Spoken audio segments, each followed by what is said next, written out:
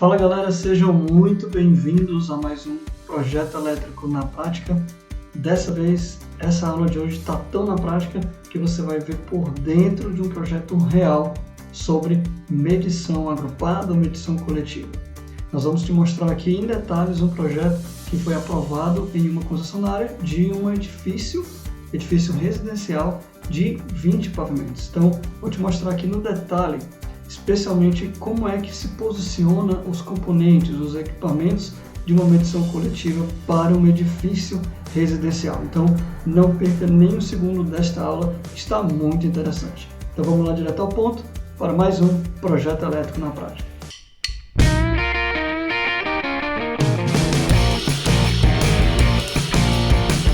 Antes de começar, então, eu queria te dar um breve recado. Nessa semana, no dia 14 de outubro até o dia 20 de outubro, nós estamos com uma turma aberta do curso Projeto Elétrico. O curso Projeto Elétrico é o nosso programa de treinamento completo, desenhado, projetado para te levar do absoluto zero em projetos elétricos até o domínio total de 3 tipos de projeto: padrões de concessionária, sistemas fotovoltaicos e também instalações elétricas internas. E ainda a gente te ensina 2 ferramentas completas, que é o AutoCAD e o Revit. Então, se você tem interesse, clica lá no nosso canal, no nosso site e dá uma olhadinha na turma que está aberta. Também pode deixar um comentário aqui que eu vou entrar em contato com você. Essa turma só está disponível nessa semana até o dia 20.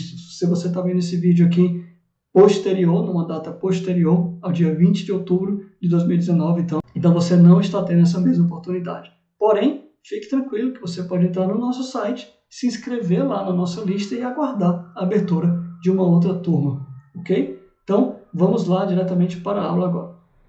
Muito bem, então aqui nós estamos vendo uma parte da planta baixa do projeto, da planta do térreo, de um edifício de 20 pavimentos. É um edifício residencial, cada pavimento tem 3 unidades consumidoras, e eu vou te mostrar aqui alguns detalhes de por dentro, né? Nós vamos desconstruir parcialmente esse projeto aqui para que você entenda plenamente, veja na prática como é que se elabora um projeto desse tipo. Nós estamos falando de um projeto de medição coletiva ou medição agrupada de 20 unidades consumidoras, na verdade mais de 20, porque nós temos as unidades consumidoras do condomínio, então de 20 unidades residenciais. Então é um projeto de medição agrupada de grande porte, medição coletiva de grande porte. Então, como é que nós organizamos as informações, como é que nós apresentamos essa informação para a concessionária analisar o projeto e aprovar. Então, eu vou te mostrar aqui por dentro de um exemplo de projeto, como é que nós documentamos as instalações elétricas no padrão de concessionária. Então, inicialmente, vamos ver aqui a parte de entrada da edificação. Nós temos aqui diretamente a via principal, a via onde o edifício está locado aqui, centrado para a lateral da via, e aqui você tem a entrada, por exemplo, a entrada de veículos. Então aqui nesse lado, se a gente der um zoom aqui, você vai ver que nós temos um meio-fio, temos aqui a calçada, e aqui nós temos já a diferença, o limite do terreno da edificação.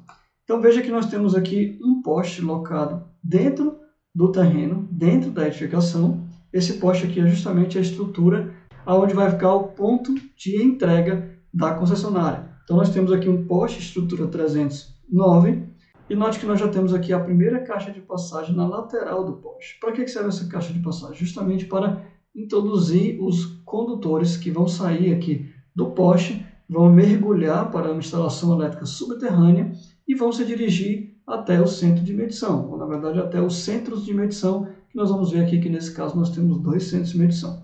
Então, observe que nós temos uma cota aqui, e essa cota está mostrando 0,7 entre o poste e a caixa de passagem. Será que isso aí é coincidência?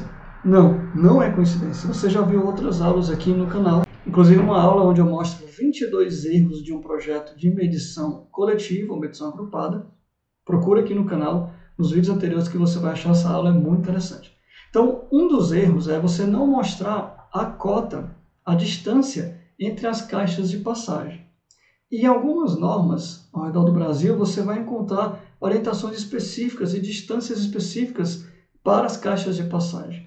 No caso aqui dessa concessionária, que é a Enel, que nós estamos analisando esse projeto, você vai ver que existe uma recomendação direta para a distância entre o poste, a estrutura do ponto de entrega da concessionária, até a primeira caixa de passagem. Vou mostrar para vocês aqui agora. Então aqui na norma da Enel, na ET número 126, você vai encontrar bem claramente aqui a orientação. É permitida a instalação de uma caixa de passagem localizada a 0,7 metros da base do poste. Então observe aqui que a distância está bem clara e normatizada. No máximo até 0,7 metros da base do poste. Então, voltando lá para o desenho, nós observamos aqui que nós temos então a nossa primeira caixa de passagem a 0,7 metros do poste. Então, se você por acaso não colocasse essa cota aqui e não tivesse o desenho em escala também, você estaria no risco aí de reprovação do seu projeto, porque o analista não teria como conferir, não teria como ver essa distância dessa primeira caixa. Então, por desencargo de consciência, o que você tem que fazer no seu projeto? Você precisa primeiro ter, claro, sempre em escala, e segundo, você deve ter as cotas mais importantes escritas no seu projeto claramente, porque aí o analista olha para cá e já vê que você está respeitando essa orientação da norma que nós acabamos de ver. Então, seguindo aqui com o nosso ramal de entrada, nós vamos ver aqui que nós temos uma inclinação de 2%, um sistema de eletrodutos subterrâneos aqui, que está se encaminhando, então, para dentro da edificação. Então, nós vamos ver aqui que esse caminho, eu vou tirar um pouco o zoom, para que você possa ver que o caminho que essa infraestrutura está percorrendo. Então, continuando aqui no nosso ramal de entrada, nós vamos continuar aqui da primeira caixa em sequência aqui para a tubulação que se encaminha para os centros de medição. Na verdade, nós temos 2 centros de medição. Então, veja que ele vem aqui numa parte aterrada, que está aqui envelopada em concreto. Temos a inclinação aqui dessa tubulação, que é importantíssimo que você coloque para evitar a questão de inundação, mau funcionamento da drenagem, etc. Então, você tem aqui depois um trecho que é subterrâneo e você encontra aqui uma primeira caixa. Essa caixa aqui é uma caixa metálica selada no padrão da concessionária Enel. Por que você tem que colocar aqui que era uma caixa selada? Porque veja que nós estamos aqui ainda dentro do ramal de entrada. E no ramal de entrada é uma parte da instalação elétrica que a sua concessionária vai ter acesso para manutenção. Não pode ter acesso de terceiros não autorizados, para evitar fraude, etc. Então, todo o trecho que vai até o centro de medição, que compõe aí o seu ramal de entrada, ele tem que estar com partes acessíveis seladas pela sua concessionária. Mais um ponto de atenção no seu projeto, que você, nesse trecho de ramal de entrada, você deve usar caixas metálicas ou caixas subterrâneas seladas para evitar acesso de terceiros que não sejam pessoas autorizadas da concessionária. Então, continuando aqui, veja que nós temos o trajeto como um todo aqui, partindo do poste, da estrutura 309, e vai aqui de forma subterrânea até chegar aqui nos nossos centros de medição. Então, aqui no centro de medição nós temos o centro de medição 1 e o centro de medição 2. São essas estruturas aqui que você está vendo aqui, conjunto de quadros. Lembrando que nós estamos vendo aqui uma vista superior, né, planta baixa, e nós temos, então, localizado aqui o centro de medição 1 e o centro de medição 2. Agora, antes do centro de medição 1 e 2, eu queria que você atentasse aqui para essa estrutura aqui, o CPG. O que é, então, o CPG? CPG, Centro de Proteção Geral. É uma estrutura obrigatória quando você tem mais de um centro de medição. O que ele faz? Ele tem a função de proteger os circuitos que vão alimentar os centros de medição. Vamos dar uma olhadinha diretamente na norma para ver essa recomendação. Então, observe aqui o item 6794 de Centro de Proteção Geral. Quais são algumas recomendações para o Centro de Proteção Geral? Ele deve possuir dispositivo de lacre, novamente ele faz parte do ramal de entrada, então ele tem que possuir lacre. Ele deve estar com instalação abrigada, local de fácil acesso, livre de inundações. E também nós temos um desenho detalhado aqui, desenho 3.24, que tem os detalhes do Centro de Proteção Geral.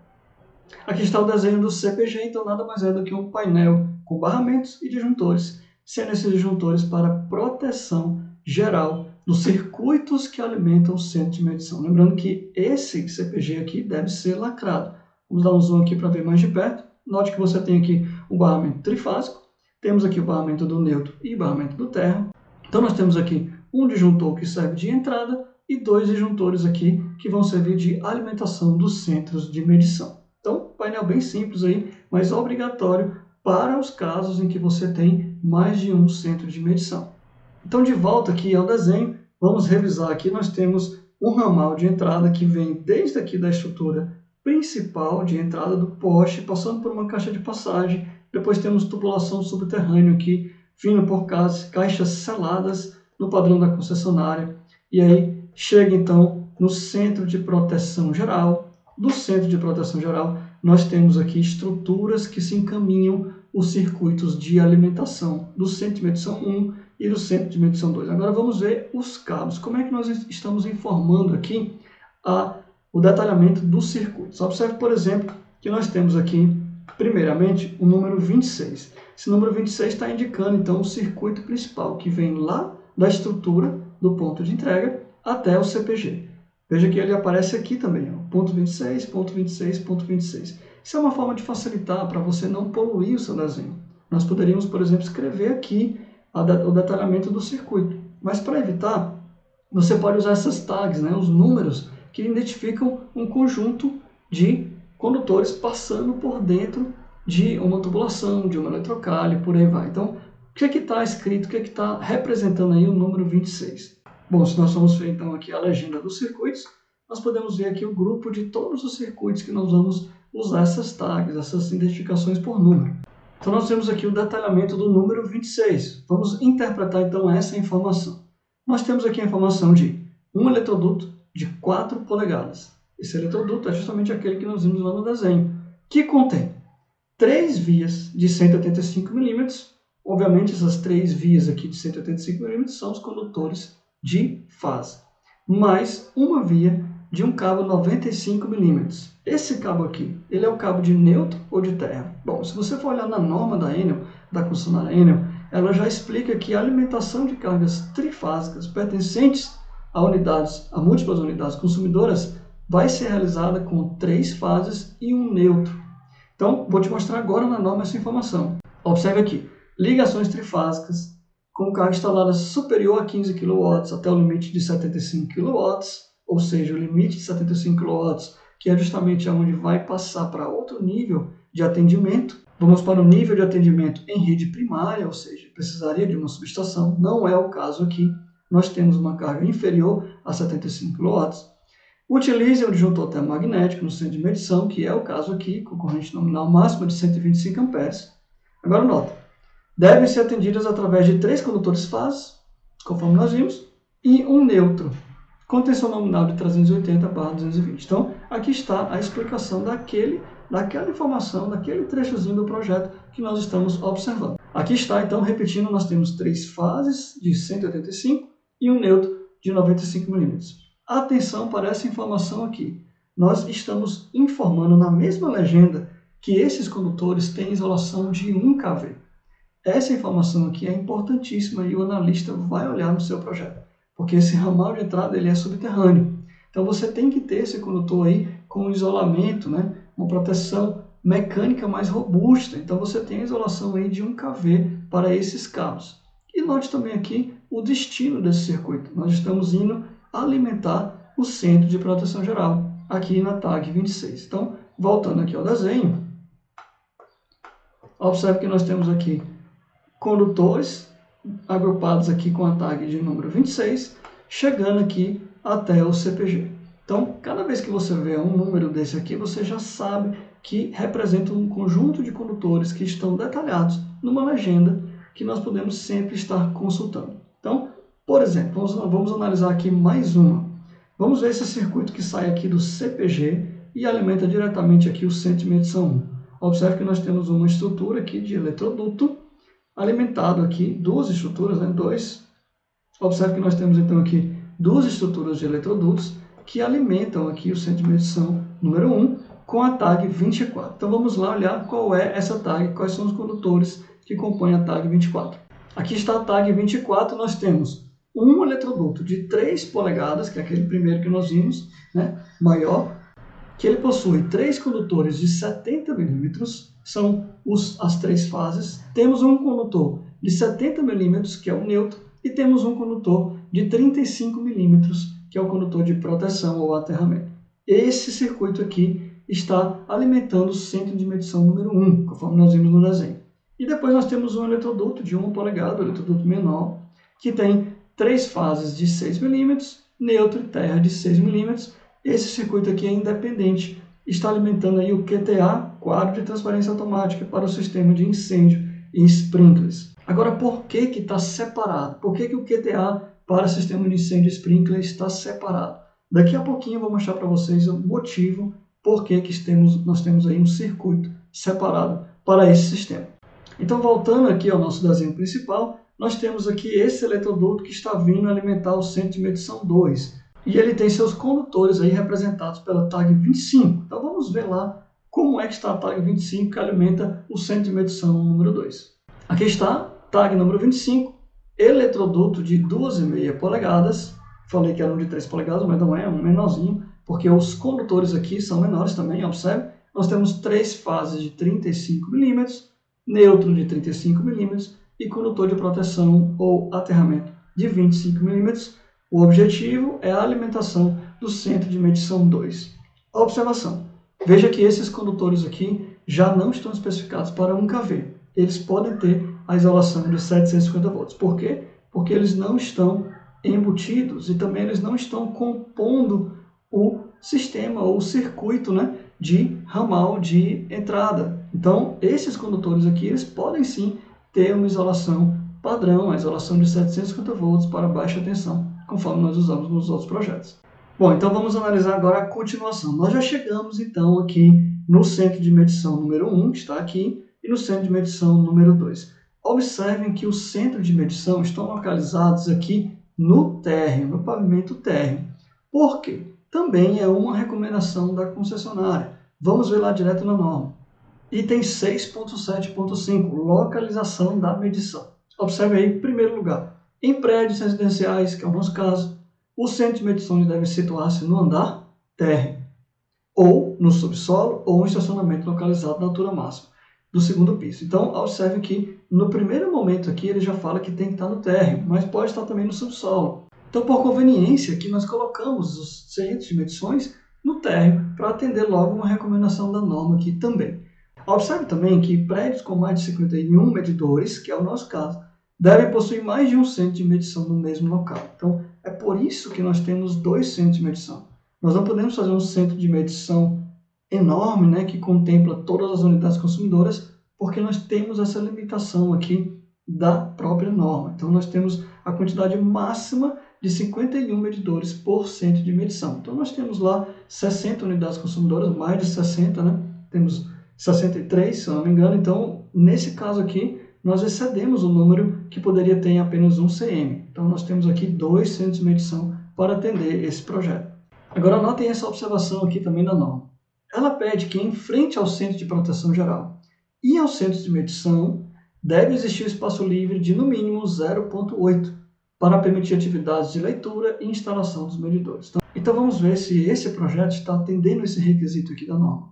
Como é que nós podemos conferir isso? Bom, nós podemos dar um zoom aqui, até observarmos aqui o centro de medição, e aí eu posso usar o comando DI, que mede distância, né? DI. Então, eu vou colocar DI, Enter, vou medir aqui, então, o primeiro clique, e veja que à medida que eu me aproximo aqui, estendo o ponteiro do mouse, ele já vai apresentando aí a cota, né? Então, veja aqui que até esse ponto aqui onde eu estou, nós já temos 0,8. Então, nós temos sim um espaço livre aqui de 0,8, respeitando lá a indicação da norma. Ok, agora vamos adiante, conferindo como é que está sendo distribuído os circuitos desse projeto. Saindo do centro de medição aqui, como é que eles vão chegar até as unidades consumidoras? Bom, então nós temos aqui uma estrutura aqui em verde, ó, uma eletrocalha. Aqui está a especificação da eletrocalha de 600 por 100, com permissão máxima de 2 camadas de cabo. Então nós temos essa eletrocalha aqui saindo da nossa sala elétrica, né, vamos chamar assim, e está indo para a distribuição dos circuitos do restante da edificação. Nós temos também saídas diretamente daqui em eletroduto.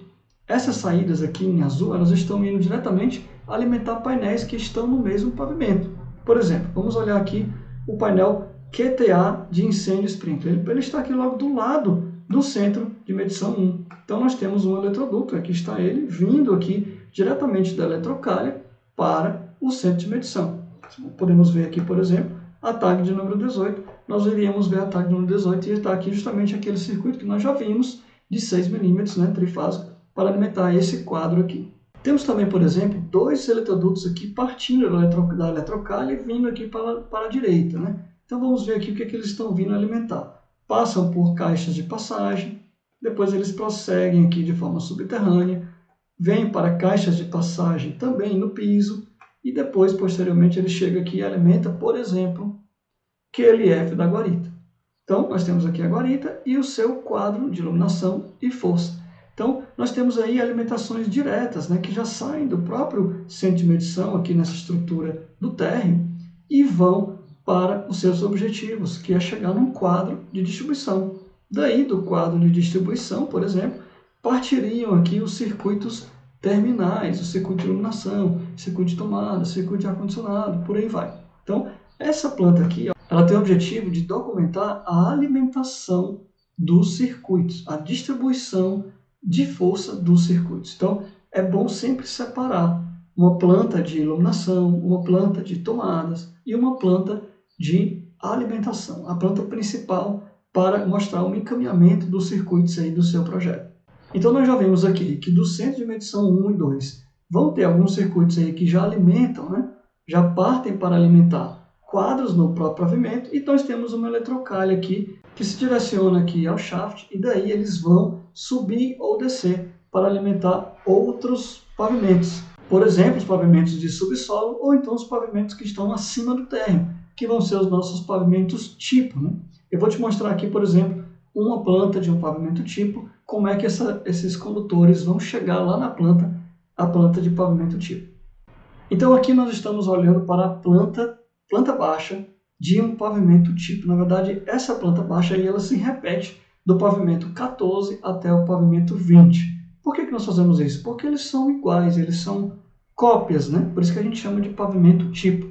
São pavimentos das unidades consumidoras residenciais, no nosso caso aqui, que eles se repetem, né? Eles vão se repetir exatamente da mesma forma, a mesma divisão de ambientes, o mesmo local, a mesma orientação, os mesmos circuitos. Por exemplo, cada unidade consumidora dessa aqui, que nós estamos olhando para a planta de um apartamento, nessa região aqui, e você vai ver então que ele tem um QLF tipo. Nós chamamos de QLF tipo porque ele é padrão, ele vai se repetir para todos os apartamentos que vão ser com essa mesma característica aqui que nós estamos observando. Então, nesse pavimento, nós vamos ter 3 apartamentos aqui e uma área aqui de circulação com os elevadores, 2 elevadores e a escada. Então, nós vamos ter, nesse caso aqui, se nós temos 3 apartamentos, nós vamos ter 3 QLFs, né? 3 quadros, um para cada apartamento. E por onde é que vêm esses condutores?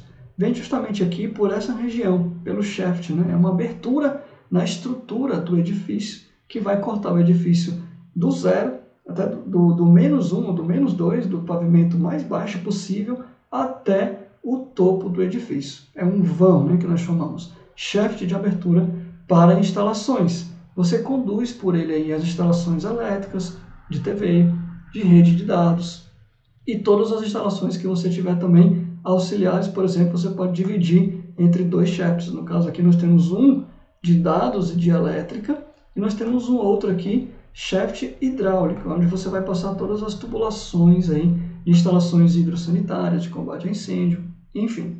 Então nós temos aqui a chegada dos condutores por meio desse shaft, vem aqui para uma caixa de passagem. Nessa caixa de passagem, uma caixa metálica que pode ser instalada lá no forro, né, entre a laje e o forro, para não ficar visível, né, aparente. E dessa caixa você tem a derivação em eletrodutos para o QLF tipo de cada um dos apartamentos. Então temos aqui o primeiro, temos aqui o segundo e temos aqui o terceiro. Essa é a distribuição. É dessa forma que vai chegar aí o circuito que vai sair lá do centro de medição, onde nós vimos na planta anterior, vai passar por uma eletrocalha, e na eletrocalha ele chega no shaft e ele vai subir então até os apartamentos. Então como é que nós conseguimos representar de uma forma mais generalizada esse encaminhamento? Bom, um dos itens que algumas concessionárias pedem obrigatoriamente para projetos de medição coletiva é justamente o esquema vertical. O esquema vertical é uma planta um corte, né, vertical, onde você vê toda a edificação e você pode ver, então, a simbologia de todo o trajeto do circuito. Então, vou te mostrar aqui, na prática, uma planta, né, um desenho de um esquema vertical real desse projeto aqui. Bom, então aqui você está vendo o esquema vertical desse projeto, dessa edificação. Eu vou dar mais detalhes sobre esquema vertical numa próxima aula sobre instalação elétrica para edifícios, onde eu vou te mostrar bem mais detalhado, bem mais a fundo como é que se prepara, como é que se planeja e se organiza as informações de um projeto de instalação elétrica predial, de um edifício, né, de mais aí de 15 pavimentos.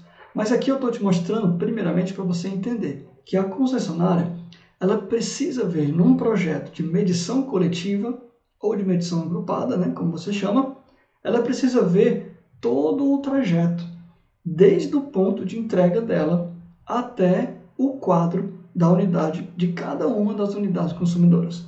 E nesse trajeto ela tem que ver qual é o eletroduto ou eletrocalha que está sendo utilizado e qual é o condutor que está sendo utilizado. Um dos erros mais comuns em projetos de medição coletiva é justamente esse detalhe. O projetista não lembra de mostrar o caminho por completo. E aí o analista fica sem ter a documentação, a comprovação de que esses condutores possuem caminhos, né? Possuem infraestrutura exclusiva, né? Que a prova de furtos ou a prova de derivações ilegais, né? Para que esse projeto seja aprovado. Dessa forma, você tem que ter um desenho como esse, onde você mostra claramente o caminho que o seu circuito vai percorrer do centro de medição até a unidade consumidora.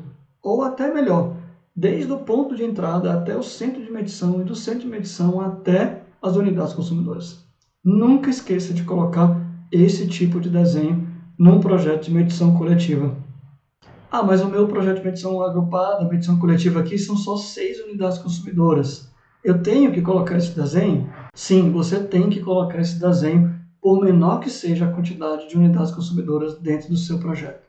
Para os alunos do curso Projeto Elétrico, nós disponibilizamos exemplos de projetos de medição coletiva, tanto em AutoCAD, como em PDF, como em Memorial, e lá eles têm acesso a um projeto como esse aqui, bem similar, e também tem um outro projeto com menos unidades consumidoras, com 6 unidades consumidoras.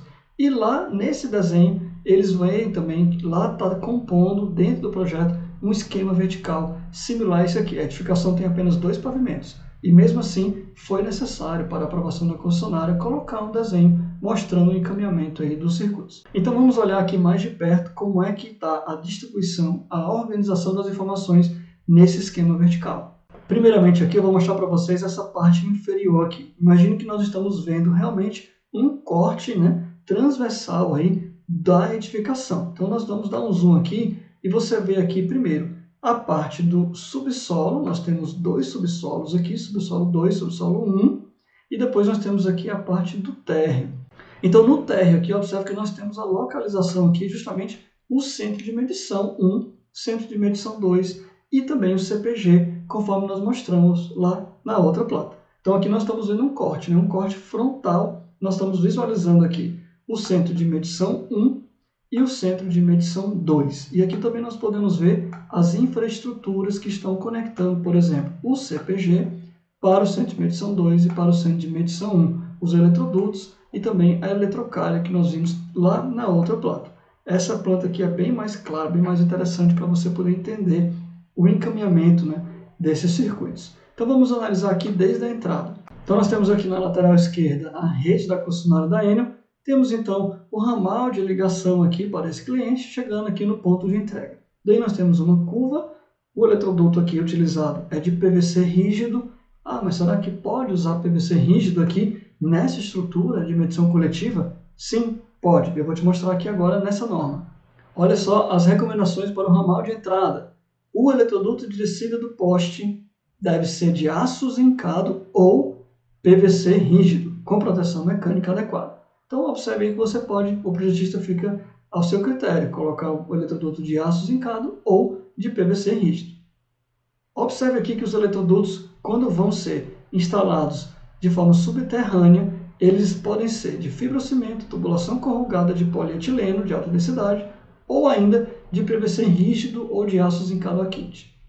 A tubulação corrugada de polietileno de alta densidade, que é o famoso PID, né, ou PAD, ele tem um probleminha com a questão da propagação de chamas. Então, recomendação, né, que eu dou para vocês é que vocês usem de preferência o eletroduto de PVC rígido, pois ele já tem características de prevenir a propagação de chamas, né? Então é mais interessante, por questão de segurança, usar o eletroduto de PVC rígido. E aí você usa também, se desejar, um envelopamento de concreto, né, para proteger mais ainda esses eletrodutos de PVC, conforme eu mostrei aqui na outra planta desse projeto. Então, voltando aqui ao nosso esquema vertical, nós temos a descida dos cabos. Veja que nós já temos uma tag de cabos aqui, número 34. Essa tag nós podemos dar uma olhada nela aqui. Vamos ver. Origem. Rede da concessionária Enel. 4 polegadas é o eletroduto que está aí na descida do poste. Qual é o ramal? Quais são os cabos que compõem o circuito, conforme nós já vimos? 3 de 185 e um condutor neutro de 95 mm. Entrada da Enel, condutores de 1 kV, alimentando então com o destino, né, alimentar o centro de proteção geral. Então voltamos lá ao nosso desenho. Temos aqui então a primeira caixa de passagem, aquela mesma que está lá no máximo até 0,7 metros do poste. Então nós temos aqui os condutores, temos aqui o eletroduto na parte aqui envelopada, né, com inclinação de 2%. Daí nós subimos aqui, provavelmente aqui a uma altura superior ao forro, para chegar nas caixas de passagem que são seladas, né, no padrão da Enel. Daí nós continuamos aquele mesmo caminho que nós vimos na planta baixa, mas agora estamos vendo um corte lateral. Continuamos passando por outra caixa e chegamos finalmente aqui na descida para o CPG. E do CPG, note aqui que nós temos uma descida, do CPG nós subimos e vamos até o centro de medição 1, e do CPG também nós temos uma outra derivação, subindo e alimentando aqui o centro de medição 2. Daí, do centro de medição 2, nós temos uma série de eletrodutos aqui que sobem para uma eletrocalha. Também do centro de medição 1 e do centro de medição 2, nós temos subidas de eletrodutos aí até chegar na eletrocalha. Essa eletrocalha, então, ela vai derivar, ela se direciona para cá e ela vai derivar os eletrodutos que vão subir agora para alimentar as unidades consumidoras. Então, aqui nós temos a eletrocalha, aqui nós temos a planta pilotis, onde nós temos aqui um espaço também que algumas vezes, em alguns projetos, é aproveitado, né, para algum tipo de ambiente ou para ambientes de apoio, como depósitos, etc. Então nós temos aqui a subida, né, veja aqui, transição, onde nós temos a subida dos cabos e chegamos então aqui num perfilado metálico. Observe que essa estrutura aqui, esse retângulo, ele tem vazado aí por todos os pavimentos, né? Então é isso aqui que nós chamamos de shaft, a abertura para a passagem dos eletrodutos aí. Aqui está então uma visão mais geral, você vê aqui toda a subida, cortando aí do primeiro pavimento até o último pavimento, o 20º pavimento dessa edificação. Então, é por aqui que nós vamos ter a derivação. Vemos aqui então um eletroduto já derivando, por exemplo, no pavimento, no primeiro pavimento, nós estamos aqui no primeiro pavimento, temos uma derivação lateral para a esquerda e uma derivação lateral para a direita. Na esquerda, nós vamos chegar aqui ao primeiro QLF tipo. Lembrando que nós já vimos os pavimentos tipos, né, com 3 unidades consumidoras, cada um, 3 apartamentos, cada um com seu quadro. Então, quando você olhar para cá, aqui está então um pavimento tipo, e você vê 3 quadros principais, são os 3 quadros de distribuição, cada um de uma unidade consumidora. Então está aqui o QLF tipo, também está aqui os outros 2 QLF tipo. Cada um tem um eletroduto aqui que está se direcionando, né? Nós temos aqui, por exemplo, nesse caso, nós temos 2 vias. Note que nós temos 2 vias. 2 vias de um eletroduto de 1 1/4, que contém 2 circuitos, 3 por 10, 3 fases de 10 mm, neutro de 10 mm e terra ou proteção de 10 mm para o QLF tipo. Aqui nós temos 2 e aqui nós temos então a derivação 1 para esse e 1 para este aqui. Dessa vez nós temos então um eletroduto de 1 1/4, 3 por 10, mais 10 mais 10, ou seja, 3 fases, neutro de 10 e condutor de proteção de 10. Então nós temos essa essa arquitetura aqui, essa topologia, ela vai se repetir aqui para todos os pavimentos, até chegar no último pavimento aqui, que é o 20º pavimento, nesse exemplo aqui. Note que lá no topo nós temos ainda um outro pavimento de suporte, né, onde fica, por exemplo, os quadros de bombas, os quadros de proteção de sistema de bombeamento para incêndio, para sprinkler, temos os quadros de força dos elevadores e, por último, aqui nós temos os reservatórios, né, de água. Então, essa visão geral aqui nós precisamos ter em todo o projeto de medição agrupada, principalmente os projetos que são prediais, né? Você precisa ter essa visão aí do esquema vertical. Então vamos dar uma olhadinha agora em linguagem de diagrama unifilar, como é que ficam essas informações que nós acabamos de ver aqui nas outras plantas, né? Nós temos a entrada aqui da concessionária Enel, o mesmo circuito que nós vimos aqui está aqui detalhado, descrito, a isolação 1kV com as 3 fases de 185 milímetros, e aí você entra numa primeira estrutura que nós já mostramos e identificamos como CPG, Centro de Proteção Geral, onde você tem um circuito de entrada e 2 circuitos de alimentação. Por que 2 circuitos aqui, 2 disjuntores? Cada um para um centro de medição. Agora, notem bem um detalhe. Nós temos aqui um circuito que está se conectando antes da proteção principal, antes da proteção geral, e está derivando aí para um outro lugar. Que circuito é esse aqui? É justamente o circuito que vai alimentar, olha só, o quadro de transferência automática para o sistema de incêndio sprinkler. Por que que esse circuito aqui ele é tratado dessa forma? Ele tem uma derivação antes da proteção geral. Bom, isso aqui também é um item normativo. Eu vou te mostrar agora esse item lá na norma. Item 6.5.4, bomba de incêndio. Quando for prevista a instalação de um conjunto motobomba de incêndio, esse deve ser instalado após a medição e antes da proteção geral do condomínio. Então, observe bem, deve ser instalado após a medição. Então, nós vamos ter um ponto de medição exclusivo para esse circuito, mas a alimentação dele deve ser antes da proteção geral do condomínio. Então, claro, a concessionária precisa medir o consumo de energia desse sistema, mas por questão de segurança, ela pede para ter proteção geral antes do condomínio.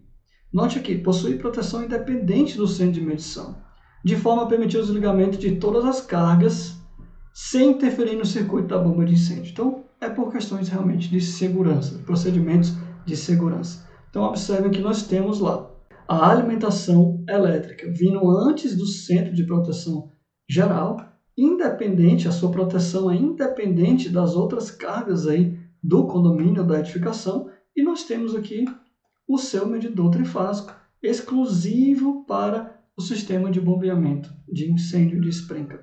Então essa observação aqui é fundamental. Se você tem um caso, um edifício, né, que você precisa ter a carga de incêndio, solicita que você tenha um sistema de sprinkler, que você tenha um sistema de hidrantes, por exemplo, você precisa ter uma unidade consumidora exclusiva para esse sistema e essa proteção tem que ser dada, tem que ser mostrada no seu projeto, dessa forma aqui, antes da proteção do restante das cargas.